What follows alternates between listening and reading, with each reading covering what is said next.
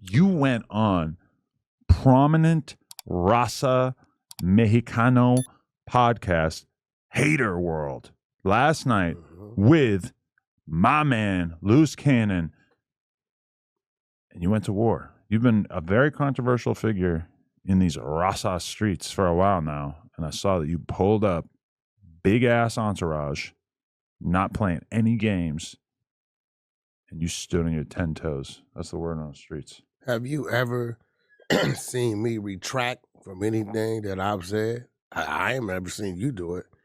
That's one thing about this building. On this show, you will never see the 22 store of the Rooster retracted. If we said it, we said it. Well, hey, if I'm wrong, I very much value people who change their mind publicly, and if I get something wrong, I'm happy to say that. If somebody presents something to you to show you was off, we ain't got a problem saying, okay, well, that wasn't huge amount of respect for that. Yeah. But once you say something, you know that's how you stand. I tell people, bro, I don't know, that white guy is not no punk. He'll sit right in front of you, and he'll look you right in your face and tell you, that's what I mean, that's what it is. So Luce called me and said, yo, man, this podcast, whatever, it was the essays, and they think we racist. I said, we're not racist. He said, well, let's do the show. I'm way in Los Alamitos. So this was spur of the moment thing. Oh, okay. I'm in Los Alamitos. Like, could you be here at 4? It's 1:45, 2 o'clock. It took me 2 hours. They way in San Bernardino somewhere. Okay. Yeah, I'm like, all right, I'm on the way. So I get there. We go in there. And when I get in there, I'm thinking I'm going in there to address that we're not racist. So I'm thinking it's kind of the burden of conversation is on our side. I'm not thinking that there's been some BS going on with them. Also, birds of a feather, because Hater World does not get along with Compa Leader. I found that out as I was there. So we're having an interview, and I'm putting some things in front of them. The 6ix9ine thing comes up. So I'm like, okay, that's cool. Good topic from like 2 years ago. I said, that's cool, but check it out. Cartel Music just gave him $6 million, and went and put his face up on a mural in Mexico City. Now, the Cartel Music Group is not necessarily associated with the cartel, Let me explain something to you. Cartel Music Group is not from over here. Right. Cartel Music Group is from over there. Okay. Nobody's playing with that name in that shape, form, or fashion. Nobody's going to a city like Mexico City that's controlled by the cartel, putting a mural up of 6ix9ine's face on the wall, right? And nobody's giving this man $6 million. Right. Right. And standing on the side of him, stone face, and not saying a word. See, them ain't label reps. Okay. Your label reps gonna say, yeah, we represent Cartel Music, and we just signed 6ix9ine, and boom, boom, boom, right? They sat there stone face, let 6ix9ine do his talking, to let everybody know what that was. So my disposition is, well, y'all sueños, that's Cartel Music.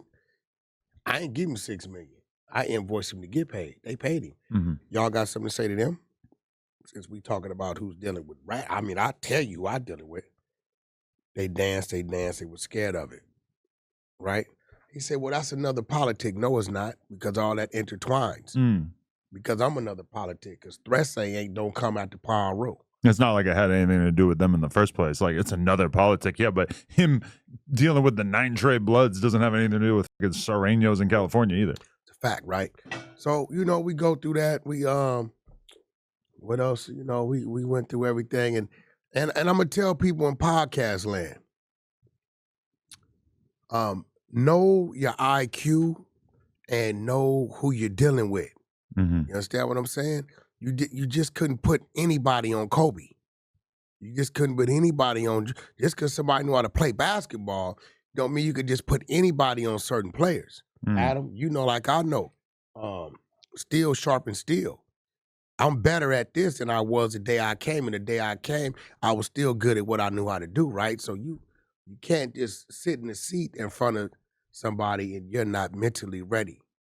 So you're saying that they were not mentally ready to deal with the Rooster? No, they definitely wasn't, because they didn't do their research. Right. And Adam, we'll take you way up the hill. knowing it's immediate drop on the other side. But we know what we're going to do in the drop, right? That's when we start hitting you with things that you're not ready for. So at the end of the day, we left there great, them coming to the conclusion that, nah, we don't think you're a racist, right? I gave them 3 hours, right, of their live, and it was cool. So we leave, and I wake up this morning, and I went to the thing. Their comments are yeah, eating them up, right? I did not listen to it, but I went to the comments.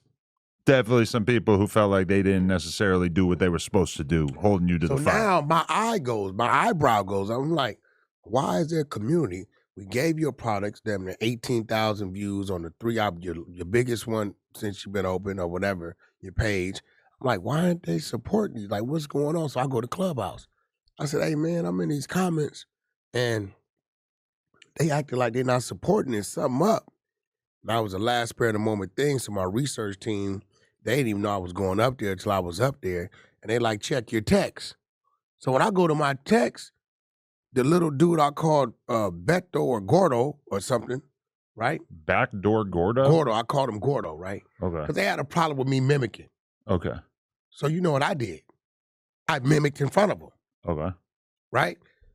This dude, Blue Devil, is talking crazy about, I guess he been calling me police, he been calling me rats, everything. But doing the podcast, that's like me sitting here with Snoopy Badass, right? And me not saying anything that I've been saying before I saw him. I feel like people don't realize that a podcast is like a chess match, and you can't, and I don't know anything about chess, but you can't just like have your one move ready to go. Oh, you said this racist thing about Mexican people, and then just let you go without thinking about like, okay, what is Wack going to say in response to that? And then what's my response going to be to that? Realistically, you need to think this situation through to the point where they're ready for whatever you're going to throw at them. And you're not going to be able to do any damage by coming with a basic ass narrative that I can kind of imagine. You know that, Adam. It's not going to work. So when I get him, I'm looking at these clips. I'm like, yo, he didn't say none of this stuff, right? None of it. So, but he said this the same night, or this is like a while ago before? He's been said this stuff, right? So in my head, I'm like, when he's shaking my hand, it's cool. You want to take pictures, but now I'm listening to this dude. His energy was totally different. He's aggressive and all this. This dude was nice, right? Cool. Everything was cool. It was love. The dude, Droopy or whatever. Droops. Droops is cool. My man Beast, he didn't text me because they know if they text me something, I'm going to say it. He like, yo, Wack, tell the dude in the middle he's a bitch. So, I read it. Hey, yo, man, Beast say you a bitch, right? So, I said, oh, You're nah. still hearing him in the mic? I said, oh, nah. I tell R&B, go schedule a room for like 12:30 on the YouTube channel, right? And so I scheduled it. I said, Luce, that same dude that you send him the thing and get him in it. So Blue Devil pops in. You can pull it up. Blue Devil pops in, right? When he pops in, I'm talking to him. I said, yo, bro, you called me a snitch, a cop, and all this. You didn't say none of that, though, right? And I said, you also said Comparator knows where you're at, your location, but he ain't pulled up. I said, guess what? I know where you're at, your location. So I'm going to ask you, you think I'm a rat? You think I'm a cop? I'm asking you right now. Because I didn't know these things. If I'd have known these things, I'd have whooped your ass right there on that podcast. So I'm asking verbally you or physically? What? Whooping his ass. I'd have whooped his ass. Oh, shit. Right? He says, I don't remember. I said, then why did you shake my hand? And whoop? He said, well, when you walked in, you didn't seem like you was a cop or a snitch. Well, what kind of eyes you got? Because whatever you got, these dudes that's doing business with these undercovers, they need them eyes so they can see. Right. Right? So now you don't remember what you said. You don't remember nothing. But come to find out, dude's not really a real Sureño. I guess the only one is the brother that just came home from prison. And I think he's perpetrating, and he's just going on with the flow. And this was his first bout with how real it can get at him. We've all been in situations where the shit could get real. You know what I'm saying? Quick, right? That situation you had with the Chicago dude. That was a real situation, Mm-hmm. right? But you know, end of the day, you're gonna stand on what you stand on. So I don't know, bro. I don't think they're gonna continue to support that Blue Devil dude, bro. Really? Bro, I don't think so, because even yesterday, it was like a slap in their face. They're tuning like, yeah, Blue Devil's gonna confront Wack. Uh-huh. He didn't do none of that. To be fair, his podcast is mostly him tapping in with his homies, people that he's already got good relationships with, and then also commentating on what's going on in the news. And a lot of people, when you just react to what's in the news and you talk about topics and stuff like that, those are not people who are necessarily building up the ability to go to war about ideas the same way that, like, I had to kind of learn through doing the No Jumper show and stuff like this, how to debate, how to, argue about something, because for years and years, I was primarily just interviewing. When you're interviewing somebody, you're basically taking whatever they tell you at face value, and you don't necessarily have like a lot to gain from being able to argue with them. And I feel like maybe that was a situation with Blue Devil where he hasn't been in that situation of having somebody come in and then really having to stand up against the ideas that they're putting forth that they might not agree with. What he's doing is he's waking up, and anything that's out there, he's taking it, not researching it. Right. And if everybody's saying, okay, it goes this way, he's going that way. We're the type of people that look at it and say, well, this says different. This says different. Like Flacco's good. He'll challenge it. Regardless of what it is. Well, no, I see this and I see that. He just was going with the flow. And then karma has it, I end up in front of him.